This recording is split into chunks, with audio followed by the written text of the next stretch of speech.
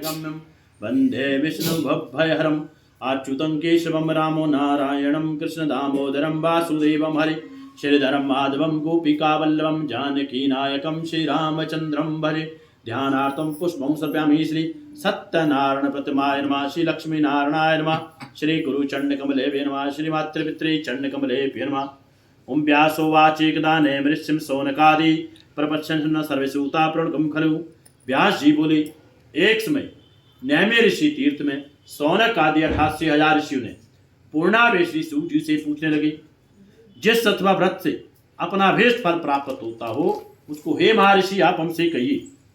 सूत जी बोले, एक समय नारद जी ने इसी प्रकार लक्ष्मीपति श्री विष्णु भगवान से पूछा था और विष्णु भगवान ने देव ऋषि नारद जी से जिस प्रकार से कहा था उसे तुम मन लगाकर सुनो। एक समय जी नारद जी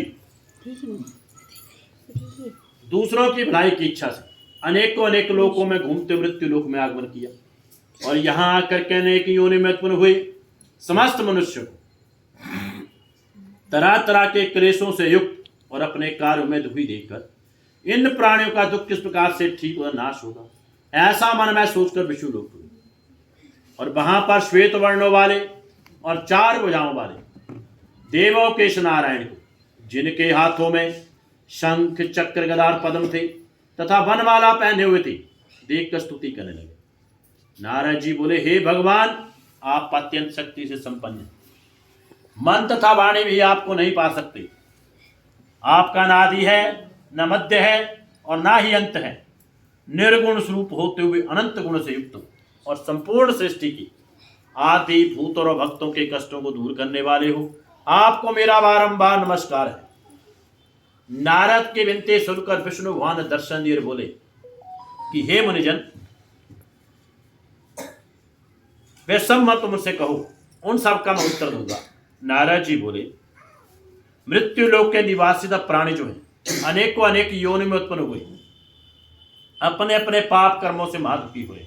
सो हे स्वामी, यदि आपकी मेरे ऊपर कोई कृपा हो तो बतलाओ कि इनका दुख किस प्रकार से ठीक हो नाश होगा। श्री भगवान ने कहा, हे पुत्र, तुमने संसार के ऊपर कृपा न करने की इच्छा से एक उत्तम बात पूछी। जिस उपाय के करने से प्राणी मोह से मुक्त हो जाता है उसे सुनो। मैं तुमसे कहता हूं, बहुत पुण्य प्रदान करने वाला और स्वर्ग मृत्यु लोक में परम दुर्लभ व्रत है। तुम्हारे श्रेष्ठ व्रत को कहता हूं, तुम्हारे श्रेष्ठ व्रत को कहता हूं।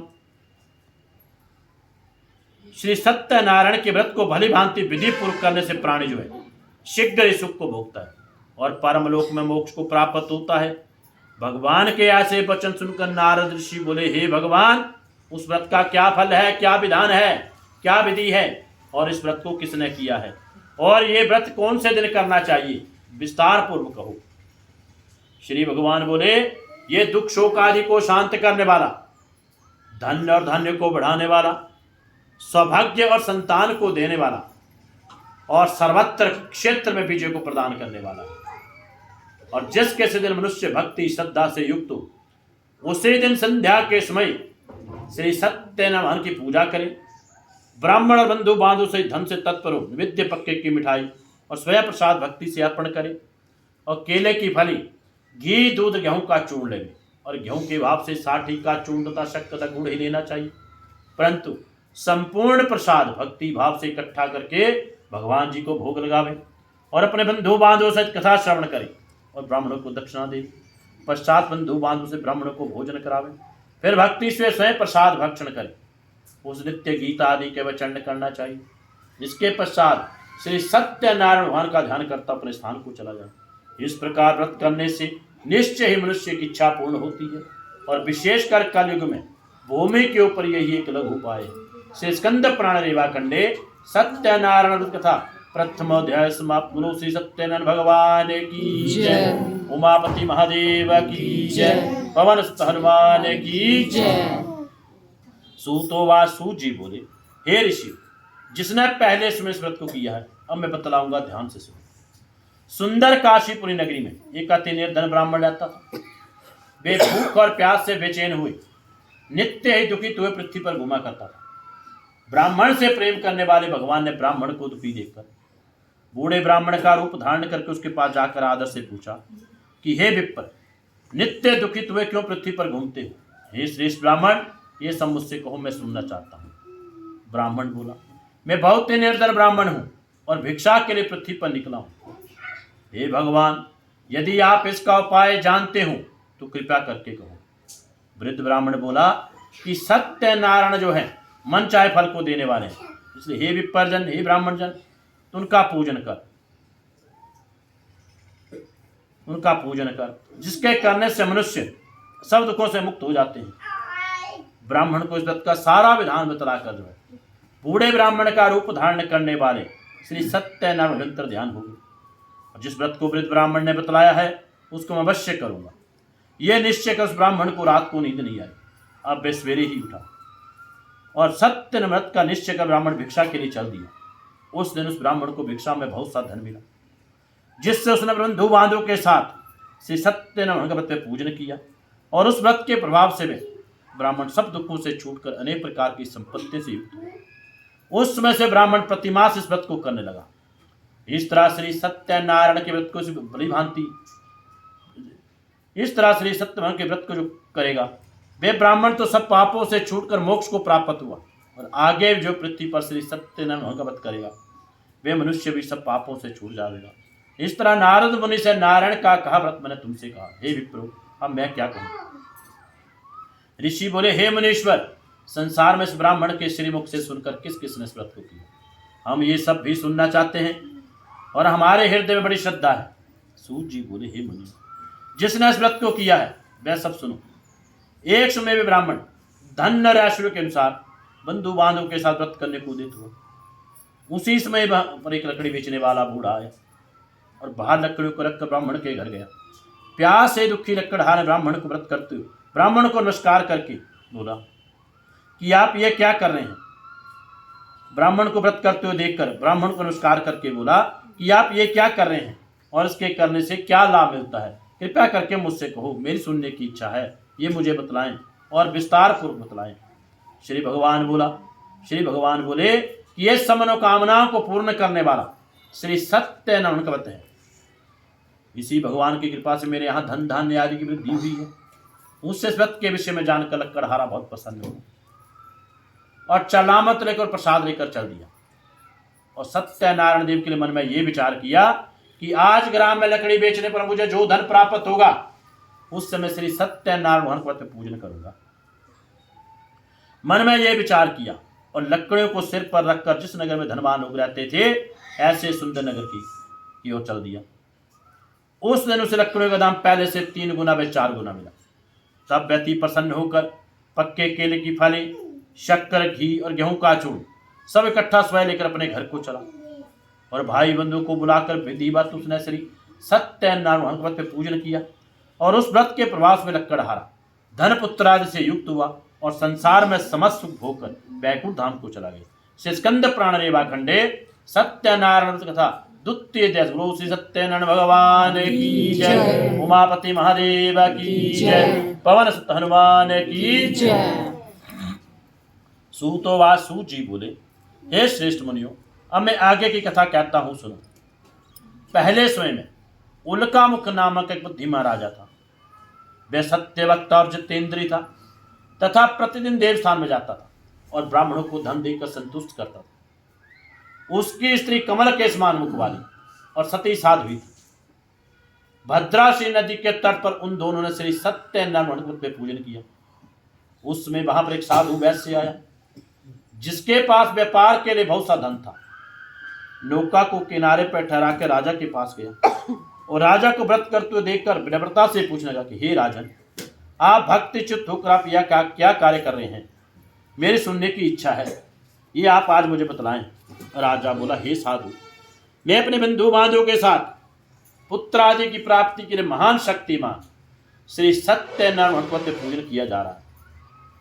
राजा का वचन सुनकर साधु आदर से बोला, हे राजन, मुझसे व्रत का सब विधान कहो, मैं भी आपके कथानुसार व्रत को करूंगा और मेरे भी कोई संतान नहीं है, उससे निश्चय होगी।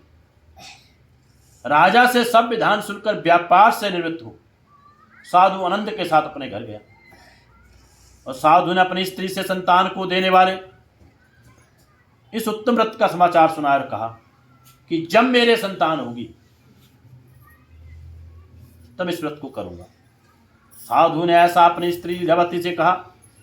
एक दिन उसकी स्त्री लीलावती जो है पति के साथ आनंदित होकर संसारिक धर्म में प्रवृत्त होकर श्री सत्य नारायण की कृपा से गर्भवती होगी तथा 10वें महीने सुंदर कन्या का जन्म हुआ। दिन दिन वे कन्या से बढ़ने लगी जैसे शुक्ल पक्ष का चंद्रमा बढ़ता है। कन्या का कलावती नामकरण संस्कार किया गया। इसके पश्चात लीलावती ने मीठे शब्दों से अपने स्वामी से कहा कि आपने जो संकल्प किया था कि मैं श्री सत्य नारायण के पूजन करूंगा, अब आप उसे क्यों नहीं करते। साधु बोला, हे प्रिय, मैं इसके विवाह पर करूंगा, विवाह के समय इस व्रत को करूंगा। अपनी स्त्री को आश्वासन दे नगर की ओर चल दिया।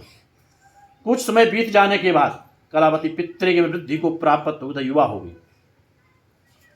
साधु ने जब नगर में सखियों के साथ अपनी कन्या को देखा तो तुरंत ही धर्मवीत के दूत को बुलाकर भेजा कि कन्या के विवाह के लिए अच्छे वर की खोज करके आए। साधु की आज्ञा पाकर दूत कांचनपुर नगर गया और दूत वहां जाकर एक वैश्य पुत्र को लेकर आ गया। साधु ने सुंदर गुणयुक्त वैश्य पुत्र को देखकर जाति और बंधु बांधव सहित संतुष्ट विधि से और अनुकूल रीति से अपनी कन्या को विवाह के साथ कर दिया।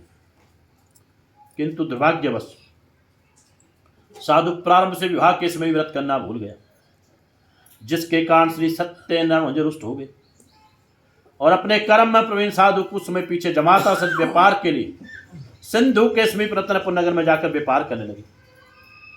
उन दुराज चंद्रकेतु के नगर में पहुंचने पर सत्यनारायण साधु से पूछा, उसको प्रतिज्ञा व्रत देकर श्राप दे दिया कि साधु तुम्हें अत्यंत दारुण दुख मिले। एक दिन राजा के धन को लेकर चोर भाग रहे थे और पीछे से राजा के दूतों को आता देखकर चोरों ने भयभीत होकर राजा के धन को वहीं चुपचाप रख दिया जहां वे दोनों ससुर में ठहरे हुए थे। जब राजा के दूतों ने साधु वैश्य के पास जो है राजा के धन को रखा देख उन दोनों वैश्य पुत्र को दृढ़ता से बांधकर और प्रसन्नता से दौड़ते हुए राजा के समीप जाकर बोले, ये दो चोर हम पकड़ कर लाए हैं, देखकर आज्ञा दो। राजा की आज्ञा पाकर उनको तुरंत ही दृढ़ता से बांधकर महाकारागार में डाल दिया गया बिना सोचे विचारे। और भगवान की माया से वशीभूत होकर किसी ने भी उनका कहना नहीं सुना और उन दोनों का धन भी राजा चंद्रकेतु ने ग्रहण कर लिया। उसी श्राप के द्वारा उसकी पत्नी भी घर पर बहुत दुखी हुई और घर में जो धन रखा था वे भी चोरों द्वारा चुरा लिया गया। शारीरिक और मानसिक पीड़ा से तथा भूख प्यास से दुखित हुई अन्न की चिंता में कलावती घर घर फिरने लगी। एक दिन वे भूख से पीड़ित हुई ब्राह्मण के घर गई। वहां जाकर उसने श्री सत्यनारायण का व्रत होते देखा और कथा सुनी। तब प्रसाद भक्षण कर रात को घर आई तो माता कलावती ने कन्या से प्रेम पूर्वक पूछा कि हे पुत्री, तू रात में कहाँ रही तथा तेरे मन में क्या विचार है। कलावती ने शीघ्र ही माता से कहा, हे माता, मैंने एक ब्राह्मण के घर जो है मंचा फल देने वाला श्री सत्यनारायण का व्रत देखा है। कन्या के ऐसे वचन सुनकर वैश्य की स्त्री सत्यनारायण के व्रत श्री सत्यनारायण के व्रत को करने को तैयार होगी और उस वैश्य की स्त्री ने कुटुंबों के साथ बंधु बांधव के साथ श्री सत्यनारायण के व्रत पे पूजन किया और श्री सत्यनारायण से व्रत वर मांगा कि मेरे पति और दामाद शीघ्र ही घर आ जावे और प्रार्थना की कि हम सबके अपराध क्षमा कर दो, क्षमा कर दो, क्षमा कर दो। श्री सत्यनारायण जिस व्रत से संतुष्ट हो गए और राजा चंद्रकेतु को स्वप्न में दिखाई दी, हे राजन, दोनों बंदी वैश्यों को प्रातः ही छोड़ देना, दोनों बंदी वैश्यों को प्रातः ही छोड़ देना और वह सब धन दे देना जो तूने ग्रहण किया है, नहीं तो तेरा राज्य पुत्र आदि में सब कुछ नष्ट कर दूंगा। राजा को ऐसा कहकर भगवान अंतर ध्यान हो गए। प्रातः का राजा चंद्रकेतु स्वजनों के साथ सब में बैठकर सबको अपना स्वप्न सुनाया और दोनों वैश्य पुत्रों को शीघ्र छोड़ने को कहा। उन राजा के वचन सुनकर दोनों वैश्य पुत्र को बंधन खोल के राजा के पास लाकर विनयपूर्वक कहा कि उन दोनों वैश्य पुत्रों को बेड़ी बंधन से मुक्त करके आए हैं। उन दो राजा चंद्रकेतु को प्रणाम किया और पहली बातों का ना स्मरण करते हुए डर के मारे कुछ न कहा। राजा ने दोनों वैश्य पुत्रों को देखकर आदर सहित कहा कि प्रारंभ से तुमने अत्यंत कष्ट उठाया है, बहुत दुख उठाया है, परंतु अब कुछ डर नहीं, कोई भय नहीं। और उनकी बेड़ियां निकलवाकर हजामत आदि बनवाई। राजा को नए नए वस्त्र आभूषण दे उन दोनों से कहा कि अपने घर को जाओ। उन राजा चंद्रकेतु को नमस्कार कर कहा कि आपकी कृपा से जाएं ये कहकर दोनों वैश्य अपने घर को चले। श्री स्कंद पुराण रेवा खंडे सत्यनारायण कथा तृतीय अध्याय गुरु श्री सत्यनारायण भगवान की जय, उमापति महादेव की जय, पवन सुत हनुमान की जय।